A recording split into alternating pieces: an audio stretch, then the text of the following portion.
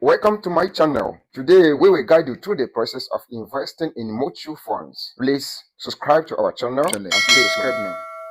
A mutual fund is a collective investment that pools together the money of a large number of investors to purchase a variety of securities, like stocks or bonds. Think of a mutual fund like a basket of investments. When you purchase a share in a mutual fund, you are buying one share of this basket, and therefore have a stake in one small fraction of all the investments in that fund. Mutual funds can potentially benefit investors in several ways. They can provide diversification. Most are managed by financial professionals, and they offer investors a wide variety of investment types. To see these benefits in action, let's walk through an example of how a mutual fund works. Suppose there's an investor who wants to invest some of their retirement portfolio in the stock market, but they don't have time to analyze individual stocks and create a diversified stock portfolio. Instead, they decide that they'd rather purchase a mutual fund. This way, the investor can purchase a single investment, which will be similar to purchasing an entire portfolio of stocks. But which mutual fund is right for them? To find the right one, the investor uses online tools, such as mutual fund searches and ratings given by independent third-party organizations, to find a mutual fund that meets their investing goals. Once they find a fund that looks like a good fit, they review the fund's prospectus, which is the official summary and explanation of how the fund operates. The prospectus provides useful information about the fund, including its fees and charges, minimum investment amounts, performance history, risks, and more. After researching the fund and its prospectus, our investor decides that this fund looks like a good investment.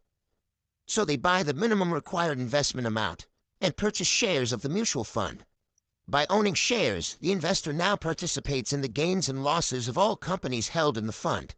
A benefit of this is diversification, which is when an investment or portfolio is spread across several different investments. Doing this can help lower risk. For example, if one company that the fund invests in has a rough year, the impact on the fund's total assets can be small, because that struggling company is only one fraction of the fund's total assets. Another potential benefit is professional management.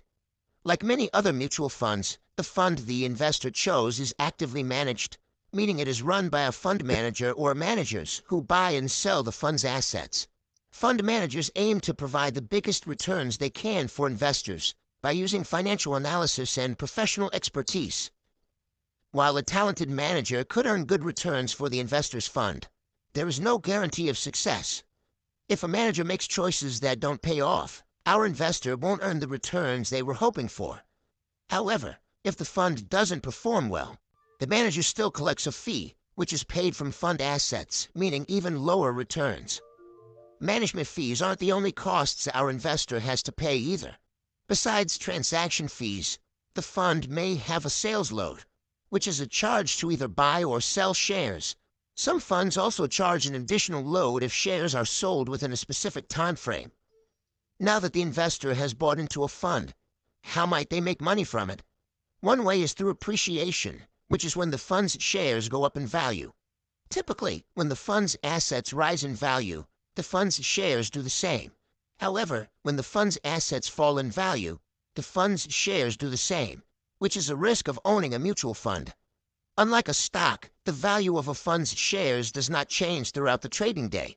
Instead, the fund's value is calculated and updated when the market closes. Another way an investor might make money through a mutual fund is from a dividend payment, which is when a mutual fund pays out a portion of its earnings to shareholders. Finally, another benefit of mutual funds is the variety of investments they make available. Our investor chose a mutual fund that invested in stocks. However, there's a mutual fund for almost every type of investment. For example, equity funds buy stocks, fixed income funds buy bonds, and balanced funds buy both.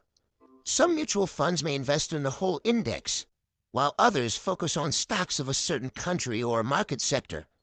Certain funds have different objectives as well. Some may look for riskier stocks in growing industries, while others will invest in more stable companies. There's a lot to learn about mutual funds and other investments, and we've got the resources to help you get started. Take a look at more of our investing education. If you have not subscribed to our YouTube channel, please subscribe now.